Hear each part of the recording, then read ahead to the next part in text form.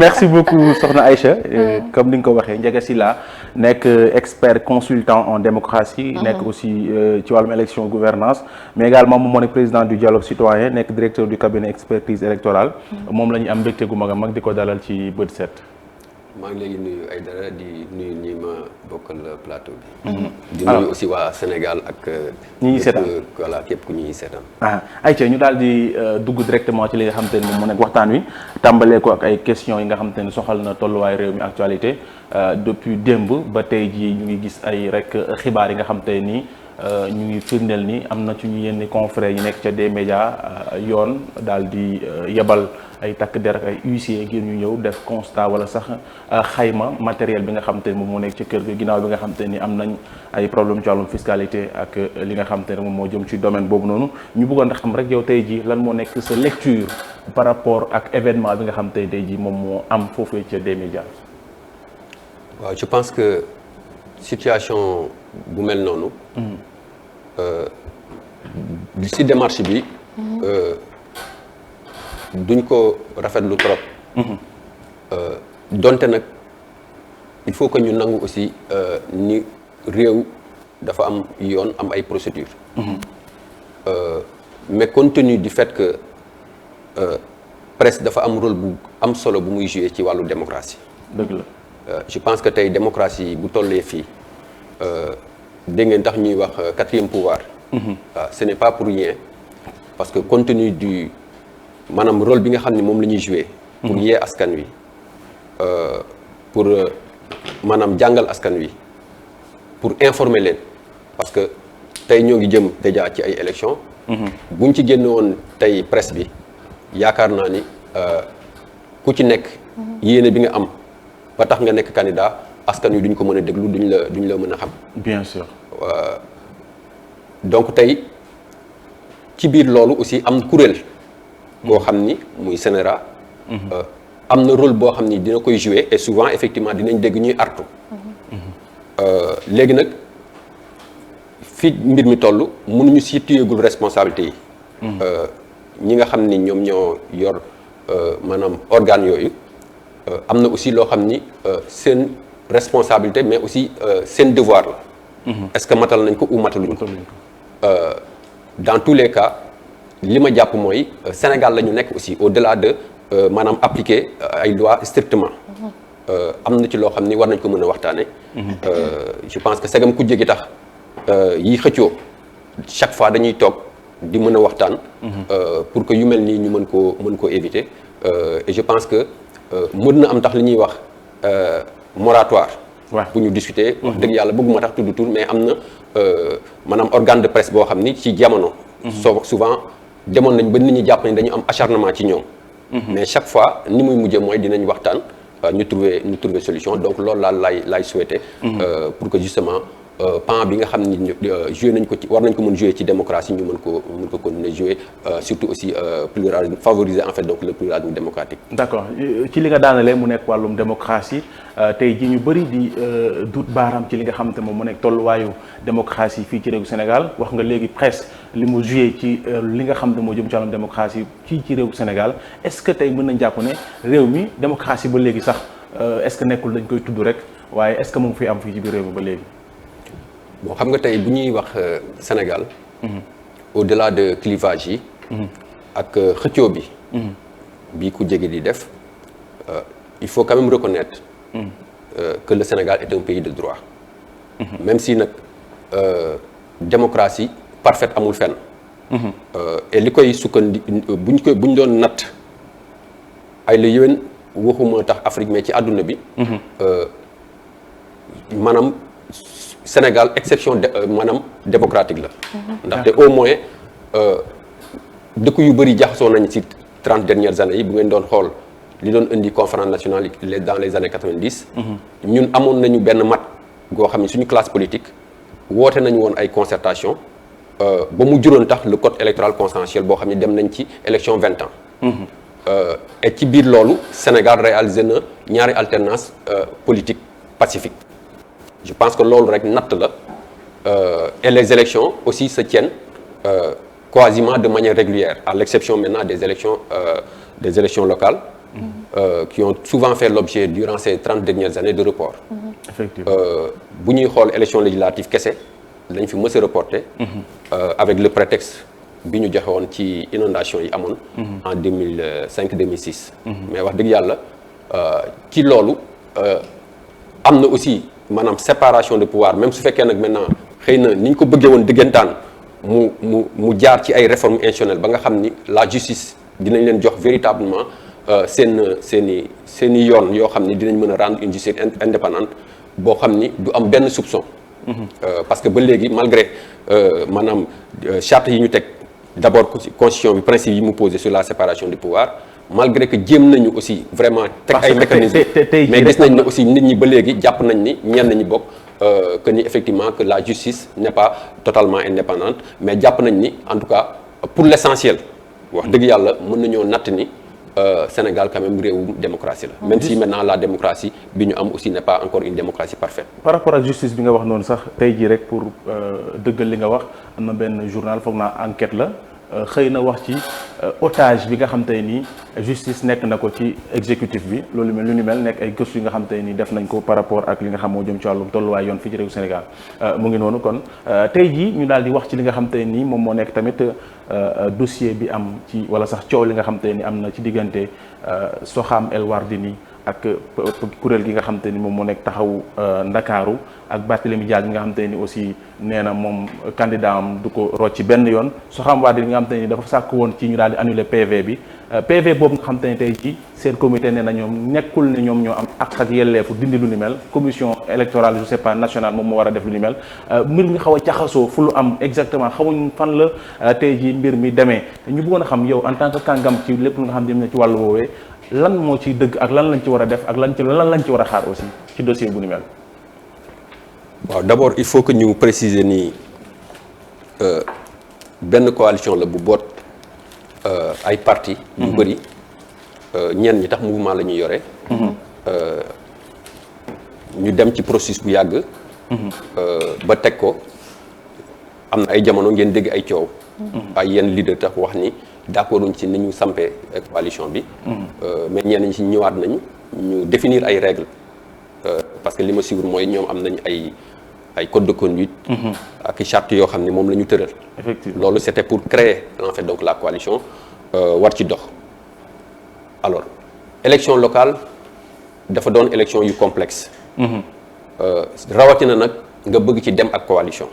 d'abord boo doon gérer tax parti politique kese bu doon dem faaw mu am maanaam ay ambition yoo xam ni di nga ko gérer à l'interne rawatina nag tey nga ñëw ànd ak yeneen parti yoo xam ni yu ci bëri aussi am nañ doole aussi am prétention yi nga xam ni yow mën nga ko am.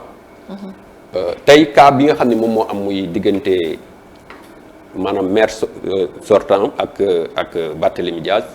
donc maire de Fann maire de Sacré-Cœur Mermoz. dañu bokk ñoom benn camp politique. benn mouvement politique. donc man de bu ma doon xelal damay wax ni ñoom. mënoon nañu d'abord bu ñuy ñëw ci coalition bi ñu proposer benn candidat. benn candidat. mais bon de toute manière ñoom ñoo définir seeni procédure. léegi maanaam pour jébbal candidature yi. waaw ñoom ci li ma gis am na maanaam lettre bu ñu wax ni ñi ñoo déposé. léegi nag li ma gisul mooy procédure yi ak appel bi nga xam ni maanaam wax nañ maanaam nan nga mën a déposer lettre ak kañ nga koy déposer loolu au ma ci information yu leer. mais tout compte fait. ci sama expérience bu gàtt ndaxte yàlla dafa def 2009 man maa nekkoon président de la commission nationale d'investiture de la coalition Benno Siggil Sénégal nekk en même temps mandataire au niveau national. Je l'avais même cumulé avec la fonction de président de la commission thématique. Alors li nga xam ne am na surtout ci élection locale mooy bu ñu defee coalition bu mag ñëpp dañuy bëgg vraiment fexe ba fépp ñu ànd.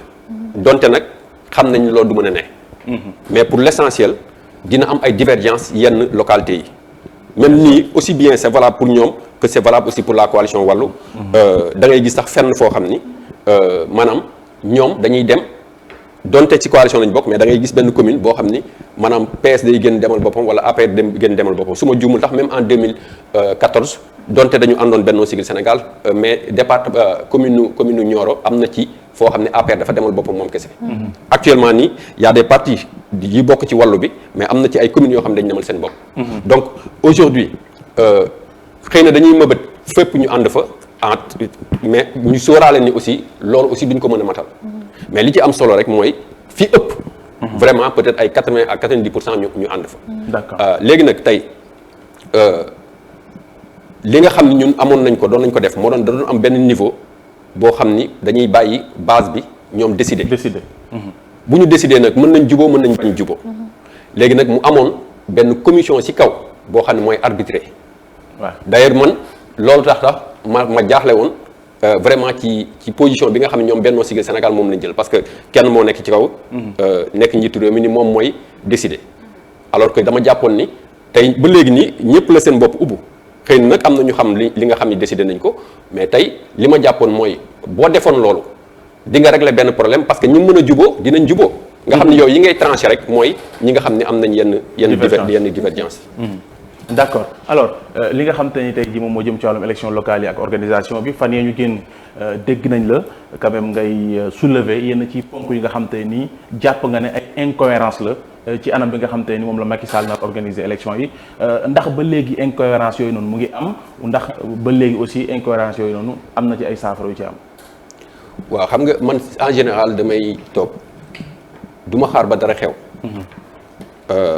xëy na sama posture may critiquer direct saa bu ma mënee def proposition avant dama koy def. def naa ko ci bu leer ci montant cautionnement bi avant ñu koy fixer. def naa ko ci maanaam conséquence bi nga xam ni tey dina ko am nit ki mën a nekk tête de liste maanaam ville proportionnelle nekk tête de liste ci élection communale liste majoritaire. nekk aussi ci élection départementale tête de liste majoritaire nga xam ni ci ñetti position yooyu. mën nañ ko yàlla mën na def ñu fal ko. or bu ñu ko falee déjà code général des collectivités locales dafa wax ni mënoo nekk maire de ville nekk maire de commune mënoo aussi nekk maire ba pare di nekk président conseil départemental. donc la conséquence mooy lan mooy il faut nga bàyyi ci benn. effectivement or boo ci bàyyee benn diggante bi ñuy élection yi di pare ak ñuy dem di installer maanaam conseil bu bees. kon askan bi nga xam ne dañu leen joxoon sañ-sañ pour que ñoom ñu tànn ki war a nekk maire wala président conseil départemental. léegi askan wi fokkat ci nañ loolu parce que tey ki nga xam ni moo ko war a remplacer dañ koy continuer fal ci ancien système mooy c'est le collège des conseillers municipaux ou départementaux ñoom ñoo war a fal ki koy remplacer par le biais du suffrage indirect. donc loolu moo waroon tax ñoom impact maanaam implication bi réforme bi waroon am moo tax dañu waroon di tere. nga nekk ci position yu mel noonu. loolu benn problème la. beneen problème wax nañ ko fi waxaat ko fi mooy cautionnement bi ñëpp gis nañ ni c'est la première fois parce que il faut Sénégalais yi xam ko c'est la première fois muy am caution ci élection locale. ñàkk caution ci élection locale yi daan passé am na lu ko indi parce que élection locale maanaam élection goxaan yi la maanaam élection askan wi la. bu ngeen demee tax d'ailleurs ci la seule disposition de la constitution muy article 102 bi nga xam ne moo tënk maanaam collectivité territoriale dafa wax ni maanaam collectivité territoriale yi mooy kuréel goo xam ni dañuy fay maanaam teg ay nit yoo xam ne askan wi moo leen di fal pour que askan wi maanaam mën a maanaam liggéey maanaam ci doxal dëkk bi. alors loolu moo tax tey bu ngeen xoolee élection bi c'est pas une élection nationale. maanaam y a 500 aujourd'hui yi élection war a am 553 communes bu ñu ci yokkee Kër Massar am 5 villes muy 558 communes parce que ville dafa am statut de commune alors tey avec le département de Kër Massar am nañ 46 communes mais ci 46 yi am na ci ñett yoo xam ni élection du fa am ci maanaam département donc muy 43 pourquoi parce que Dakar Pikine Guédiawaye code général des collectivités locales moo ni bu donte département lañ. mais bu fekkee ni territoire u département bi dafa épouser les contours du territoire de la ville su boobaa maanaam compétence yi nga xam ni moom la conseil régional bi waroon def doxal dañ koy jox ville. loolu moo tax justement bon même si maintenant dans la pratique je n'ai jamais vu ou entendu ñu ni ma ville de Dakar tey délibéré na pour les affaires de la ville suba ñu ni délibéré na pour les affaires du département j'ai l'impression que dañ ko confondre donc bref kon mu mel ni tey élection boobu da nga war a mën a permettre citoyen bi moom benn commune am la nekk bëgg na participer ci élection bi léegi yow nga ne ko yow benn commune boobu pour nga participer si da ngay joxe caution wu 15 millions nga ni maintenant yeneen parti yi ou coalition soo bëggee présent aussi dans les 558 communes da ngay joxe le même montant ak communes yi nga xamante ni ci mel ni Dakar ak ñoom seen yooyu 30 millions la suma juumul. waaw non benn maanaam tey boo joxee 15 millions bu la neexee nga participer ci benn commune wala nga participer ci commune yëpp te or sénégalais yi mais dañu nekk ci benn commune mais beneen commune intéressé wu leen seen commune moo leen intéressé effectivement donc citoyen boobu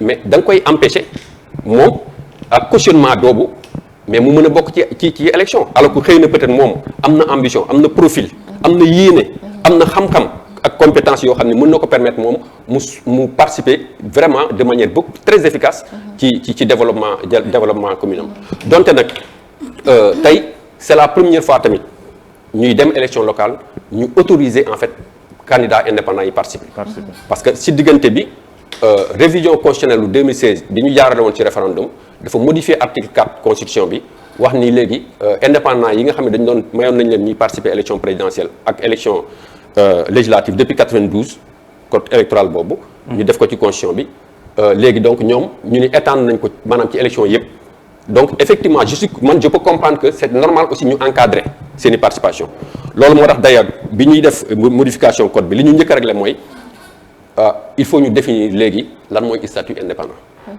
et loolu dama ciy insister parce que c'est extrêmement important pour éviter ëllëg indépendant yi bëgg a dem ñu sóoraale loolu parce que dañuy wax ni léegi code bi moo ko wax ki nga xam ne moom la ñuy considérer comme indépendant mooy koo xam ne musul militer ci parti politique wala koo xam ni donte daan na militer ci parti politique mais avant ñuy dem élection yi muy samp candidat am moom bàyyi na lu mat at maanaam fukki weer ak ñaar alors donc tey mu mel ni kon tere nañ nga def liste indépendante ba pare muy am benn maanaam koo xam ni ci candidat yi nga tabb maanaam daraan militer parti politique donte nag aujourd'hui dañuy wax ni en cas de contentieux cour d'appel moom moo koy gérer comme d'ailleurs l'essentiel du contentieux yu jëm ci candidature yi ak yeneen fànn yi mais tey xam naa ni aussi dina jafe trop nga ni nit ki doon na militer parce que preuve bi il faut nga juge bi moom il faut nga am nga wane preuve que ni effectivement doon na militer donc bref tey ñaari conditions yooyu muy questionnement bi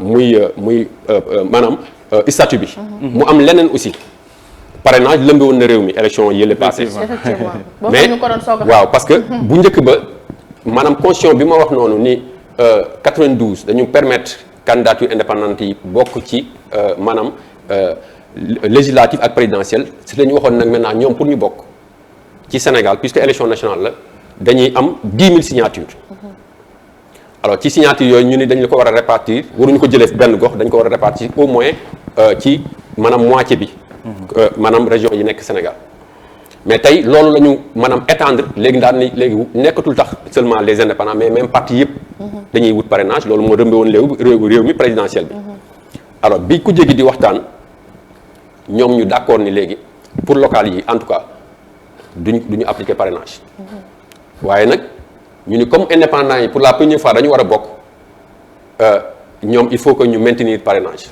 donte tudd wuñ ko parrainage parce que dañu wax ni pour 3 types d'élections yëpp il faut nga am limu maanaam 2% téeméer boo jël ci électeurs yi moo xam commune nga nekk wala département nga am maanaam ñaar yoo xam ñooy signé wax ni yow d'accord nañ nga nekk candidat mooy parrainage rek alors loolu nag dañ ni bu fekkee département bi la bu ñu xaymaa 2% bi d'ailleurs décret bi jël na ko en charge ba def calcul bi département bi ñu ne la 2% yi lii la dañ ne la nag maintenant ci 2% yooyu genn wàllu communes yi nekk ci département bi commune bu ci nekk di nga fa am 1% de nombre boobu parce que dañuy bañ maanaam ñoom ñu laaj la signature par exemple comme Dakar tey ville dañ ni la il faut 13 000 et quelques signatures dañuy bañ nga dem rek benn commune par exemple nga dem rek Médina daal di fay jël yow sa signature yëpp léegi dañ ni la commune constitutive bu Dakar yi 19 la ñu ajouté benn divisé ko par 2 donc ci 10 yi il faut nga am fu ci nekk maanaam 1% de 13000. ok alors léegi loolu ñoom lañ ko teg indépendant yi kon mu mel ni tey diis na lool. ci ñoom ci ñoom. Ouais. loolu moo tax tey mais aussi li ñuy wax su problème amee jafe-jafe am ak contrainte nit ñi dañuy xalaat trouver solution. Effectivement. moo tax tey li ñu gis sur le terrain. mooy que les indépendants trouver nañ justement des moyens de contourner loolu parce que ñu ci bëri parce que am na lu ma ci xam puisque si sama cadre cabinet ñu ci bëri dañ may solliciter pour ma leen defal formation ak encadrement. ci laa xam ni tey am na ñoo xam ni kuréelu nañ wut maanaam ñaari partis yu leen boot ñu former une coalition pour ñoom mën a demee justement ci coalition boobu et d'ailleurs je les encourage. parce que compte tenu de ces contraintes d'abord xam nga tey bu ñu kuréeloo. dinañu régler problème caution bi. nga xam ne ñii peut-être bu ñu mën nañu cotiser 500000 ñii 1 million. ñu ànd am na fépp. alors je pense que loolu donc c'est un moyen de contourner mbir mi en tout cas man li ma xalaat mooy mënoon nañu ci cautionnement bi par exemple au lieu que ñu ni maanaam ñu jël un montant uniforme. D'accord. Disproportionné qui n'est pas conforme aussi vraiment avec esprit de décentralisation. mënoon nañu quand même jëloon ko par tranche ñu ni la par exemple yow boo bëggee présenter. maanaam candidature ci benn wala fukki commune ñun la par exemple joxeel 5 millions. ñun la fukk ak benn ba juróom fukk nga joxe par exemple 10 millions ainsi de suite bu ñu ko defoon étant entendu que bi may bind sama texte boobu c'était avant ñuy jël en fait donc décret bi. Décret bi waaw. plutôt l'arrêté du ministre. dama leen wax ni maanaam tey Sénégal par expérience en général ñaari coalition wala ñett muy pouvoir bi ak opposition ñoom ñooy am possibilité di présent ci lu ëpp téeméeri circonscription donc ñooñu aussi waroon nañu mën a tenir compte ci en fait donc vraiment nécessité pour que ñu respecter le sens des élections locales j'ai l'habitude de dire que Sénégal mooy dëkk boo xam ne nit ñi dañuy confondre maanaam sensu scrutin bi Sénégal ngay gis ñuy dem référendum bu war a porter ci révision constitutionnelle ay réformes institutionnelles ñu naan mais pour ou contre le président mais c'est ça la vérité. Sénégal nag moom. bërki démb maa ngi naan Sénégal ngay ma ne leen mais loolu ma ni Sénégal mooy le pays des paradoxes parce que en vérité buñ koy wax naa ko ñenn ñu bëri di ma attaqué donte nag titre bu texte bi le titre du man maa ko bind. mais dama ni mais dëkk boo xam ni président de la République dinañ ko dégg mu ni. dinañ ma déglu. ma ni dans un pays où le président de la République qui du point de vue constitutionnel n'est membre d'aucune assemblée ni nationale ni locale. s'occupe d'investir veut choisir les maires du Sénégal et des présidents de conseil départemental. mais da nga bëgg wax ne foofu aussi amul. ma ne dans un pays boo xam ne dans un passé récent on a vu un ministre de l'Intérieur bi nga xam ne moo am la prérogative de préparer et d'organiser les élections mu nekk candidat ba nekk maire. mais loolu am na dans un pays où aujourd'hui maanaam caution bi nga war a fay. caution bi foofu laay daaneel ma ne caution bi nga war a fay pour bokk ci élections yi. xam nga loi bi moo ne caisse de dépôt et de consignation nga koy verser. da ngay dem am sa chèque de banque foofu aussi yaa ngi attaqué Cheikh Ba. attaqué wu ma ko yàlla xam na ni attaqué wu ma ko parce que li tax attaqué wu ma ko bu texte bi lu ma wax dama ni maanaam ki nga xam ni moom la loi bi habilité maanaam loi bi moo ko jox sañ-sañ boobu loolu laa wax donc de manière impersonnelle ma ni kooku maanaam tey déedéet kooku tey il est dans la compétition maintenant il faut ma leeral problème bi mooy est-ce que may ma leeral ci point boobu ma daaneel foofu d'accord j'ai dit que nañu retourner ci à la situation d'avant 2009 parce que avant 2009 parce que ci ay la yéwén nag li xew mooy dañu modifier avant ñuy dem man j'étais là participer naa ci concertation yi ba ñu pare ñu dem en dehors maintenant de commission bi ñu nekkoon ba ñuy waaj a dem ci élection yi président Abdoulaye Wade il misait maintenant sur les directeurs généraux et les directeurs ci la ñu dindi ci code électoral bi pour permettre maintenant directeurs yi ak mën a participer ci ay élections or aujourd'hui dañu la boo nekkee chef de service mais d'un établissement public même au niveau départemental mënoo fa nekk candidat léegi ba pare kooku directeur am wala directeur général am nga ne ko mën nga nekk candidat. paradoxe c'est paradoxal. d'accord waaw donc ça veut dire quoi ça veut dire que am na réforme yu bëri yoo xam ne justement mën nañ ko. donc ci tënk rek ci incohérence y en a encore. je peux en citer su ma la déggee ci tënk rek mooy Macky Sall ni muy organiser élection yi tey ay ndëgg sërëx la ci préparer maanaam ak jub naru ci am quoi su ma la déggee en quelque sorte bu ma résumer li nga wax yëpp. xam nga tey man au ma sañ-sañ wax loolu. wax dëgg yàlla mais li nga fi wax yëpp amul lenn loo xam te ne dëppoo ak yoon. non xam nga lan mooy mbir mi. lu ñu war a mën a sàmm. xam nga lan mooy mbir mi. bu ñuy situer responsabilité acteurs yi. nañu wax non Sénégal dañu toog ñu dialogué pendant 2 ans acteurs politiques yëpp a nga foon. pour l'essentiel. à l'exception peut-être du PDS. acteurs institutionnels comme non institutionnels. pendant 2 ans et demi je l'ai dénoncé d'ailleurs ma ni Sénégal c'est la première fois. dialogue maanaam di durer autant alors que les plus grandes réformes. parce que yàlla def na à part bii passé depuis 20 ans amul benn concertation bu ma fekkewul. d'accord. alors et ñu gis ni wax dëgg yàlla à part révision bi nga xam ne maanaam changement wu bi ñuy falee maire yi ak président conseil départemental yi amul réforme yu majeure du moins pour ce qui concerne le processus électoral. xëy na nag maintenant ci question wu maanaam modernisation du système partisan financement des partis législatifs foofu am na ay avancées mais les gens n'en parlent même pas or c'est des réformes essentielles. alors donc tey responsabilité ku jegi dinaa la jox benn exemple. du dañ ni maire bi dañ koy fal au suffrage universel direct. waaw. mais xanaa kon maire bi ñu war a fal kañ.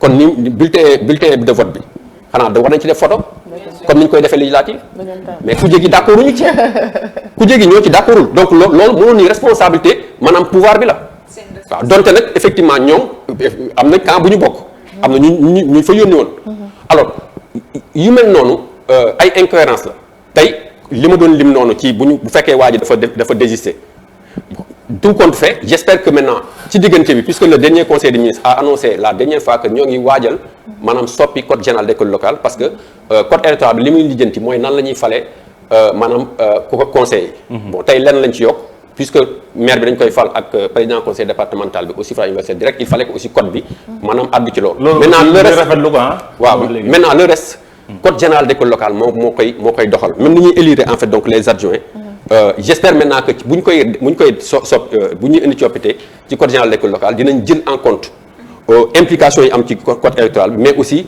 maanaam ñu matal maanaam vide yi nga xam ne amoon na surtout d'ailleurs même la question de la parité de l'applicabilité de la parité on a vu que effectivement les cours d'appel de Dakar ak de Kaolack dañu amoon justement des interprétations divergentes.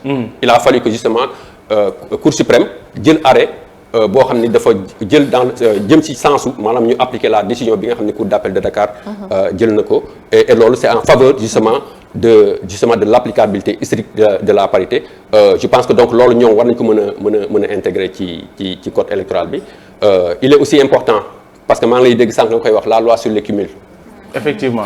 Il y a une loi sur les cumuls qui date de 96 bi ñuy def réforme 96 bi loi boobu dafa wax ni dañuy wàññi maanaam dañuy limiter nombre de mandats électifs yi nit mën a am. tey Sénégal mënoo am lu ëpp ñaari mandat électif mën nga nekk député nekk conseil municipal. wala nga nekk conseil départemental nekk conseil municipal mais ñett yi boo ko defee rek li dal Aïda Mbodj moo lay dal. ñu dal Aïda Mbodj. moo lay dal c'est-à-dire que Aïda Mbodj dafa nekkoon député nekk maanaam président conseil. donc conseil avant tax poste président conseil départemental nekk commune. donc yoon dafa wax ni da nga ci war a bàyyi benn. alors bu fekkee ne bàyyiwoo benn bi nga mujjee jël en général moom lañ lay moom ngay ñàkk mais pourtant ñoom ci même loi boobu la ñu appliqué pour daaneel Aïda Mbodj ñàkkloo ko maanaam postam conseil départemental. c'est regrettable parce que moom elle faisait partie des rares maires et puis aussi am na vraiment expérience. bu am solo mais pourtant ci même loi bi. ci la ñu wax ni mënoo nekk maanaam président conseil régional ba pare di nekk ministre. ci la ñu wax ni que mënoo diriger institution ba pare di nekk maanaam président conseil régional mais dégg nga bu baax waxu la def conseil départemental conseil régional la wax. léegi tey puisque la loi maanaam réactualiser wuñ ko bi acte 3 ñëwee supprimer région kon kañ fi ñu doon waxee région dañ fa waroon def département alors loolu moo tax tey et souvent dama koy wax am na Kolda ki nga xam ne moo fa nekk président conseil départemental moom ministre la ci gouvernement bi. tey Idrissa Seck bi nekkoon président conseil départemental ba léegi bu Thiès mais ñu nommé ko président d'une institution nationale. mais moo ngi continuer cumuler pourquoi parce que la loi n'a pas été réactualisée. donc maintenant au-delà de loolu lépp maanaam coalition président de la République bi ñuy maanaam laaj baat askan wi. di campagne pour 2012 soo demee ci seen programme yoonu yokkute dañuy wax ni dañuy interdire toute forme de cumul et pourtant bi ñu ñëwee. mais loolu waxuñu ci dara man est-ce que léegi maa ngi dégg ngeen ko est-ce que léegi nit ki mën na nekk ministre nekk Dakar. waaw mais bëgg a nekk maire Kédougou. te loolu am et loolu moo am voilà loi bi bañu ko mën nga nekk député maire. mën nga nekk ministre nekk conseil maintenant man li ma proposé woon ci loolu dama ni woon d'accord maanaam nit ki mën nga nekk ministre nekk conseiller waaye li ñu war a bañ mooy nga nekk maanaam ministre ba pare. di bokk ci bureau municipal bi y compris même poste maire. donc loolu bu ñu ko defoon. parce que quand même sénégalais yi gox boo ci dem. ak niveau boo ci dem mais du benn Sénégal rek moo ko mën a occuper. suñu il faut aussi xam nga tey neexul ba neexul am na wax dëgg yàlla ay gox yoo xam ne am na y a des candidats yoo xam ni def nañu am nañu ay 4 ñii 5 mandats ñii 6 mandats. non ay 36 ans ngay def ko ci maire. waaw donc vraiment loolu aussi même bu fekkee mënuñu nekk conseil mais nañu limiter en fait donc le nombre de mandats comme ni ñu ko defee par exemple élection présidentielle. boo jëlee Matar par exemple comme Aïda ni mu ko waxee léegi su ma la déggee Aïcha nga may ma bu tëj. vas-y 2 minutes moo ñu dese. waaw 2 minutes d'accord kon su ma la déggee bu baax a baax est-ce que disposition yi war a mën a jël yépp yi nga xam te ni war na mën a tax élection yi jaar ci yoon tey jii taxaw na tegu na yemb na ngir ñu dem ci élection locale 2022 yu anam yoo xam te ni daal kenn du ci am lenn looy critiquer wala lenn looy laam-laamee. waaw xam nga tey moom bu ñuy dem élection li nga xam ni moom la ñu parce que bi ñu paree waxtaan wi dañu adopté code bu bees code électoral bu bees. donte lépp matul ñu jël un décret parce que code bi dafa am une partie législative loi la am décret yu complété. alors loolu lépp mat na maintenant mu desoon ay actes yoo xam ni dañ ko war a jël yii ay arrêté la yii ay décret la pour jëm ci élection yi bi ma toogee ba le 12. dans la soirée ma gis ni ñun on est à presque 2 semaines ci dépôt candidature yi or manqué na ay actes. ñetti actes maanaam arrêté bi ministre bi jël war a jël pour wax ni maanaam indépendant yi gox bu ci nekk ñaata maanaam parrain la ñu war a am jëluñu ko te boobu moo gën a compliqué. Imagine maintenant à Dakar tu ne disposes que de 2 semaines pour nekk candidat bi nga war a wut 13 000 signatures. ma ni maanaam loi bi moo ni maanaam modèle de déclaration candidature bi déclaration d'investiture déclaration de candidature déclaration individuelle ak yeneen ministère mooy jël modèle wax ni nii lay mel par arrêté moo ni jëlaguñu ko. ma ni président de la République yoon moo ni bu ñuy dem élection maanaam département bu nekk ci Sénégal ak commune bu nekk ak ville bu nekk président mooy jël décret wax ni. maanaam nangami conseil lañ fa war a fal et maanaam kii bi chiffre bi mën na évoluer parce que code bi dañ koy def en tenant compte de l'importance démographique. Donc il fallait que effectivement même seen rapport de présentation la ñuy wax. Finalement ils l'ont pris le 15. Imaginez bi arrêté yi le 14 de ce mois décret bi le 15 donc mu mel ni dalay serré na boole na ci président jëlaale na décret. En fait convoquer le corps électoral maanaam pour wax askan wi ni leen élection yi donc mën nañu wax ni que wërë gi dem na këng. tey li nga xam ni moom la ñu war a jublu mooy def candidature yi donte am na ay contraintes di ñaan véritablement ñu jéem a conformer wu ci li nga xam ni moom la loi bi wax. En attendant aussi comme processus électoral c'est évolutif. De manière régulière acteurs yi dinañ daje évaluer li ñu ci war a corriger ñu corriger ko en attendant aussi li ñu war a vraiment modifier ci code général des collectivités locales ñu modifier ko et peut-être même les incohérences yi nga xam ne maa ngi koy souligner léegi il est possible que ñu trouver ci solution. En tout cas c'est un domaine bu nga xam te ni c'est un peu compliqué. Souvent ñun sax dañu am problème pour comprendre ko. Mais je pense que ñi nga xam te ñu doon bàyyi xel ak xarañteefam ak xam-xamam bu am solo bi nga xam te ni génnee na ko ci ñu bëri comprendre nañ exactement li nga xam te moom moo nekk les tenants et les aboutissants ci li nga xam ne moo nekk wàllum code électoral beeg élection yi nañu koy organiser et tout. ñu bàyyi la rek nga wéyal xam naa ci kanam mu daal di rek tàggatoo. waaw dafay desandi ak ñun monsieur Sylla vraiment amoon nañ contentement bu baax yaakaar naa waxtaan bi neex na te macha allah il est très pertinent. ndax lépp lu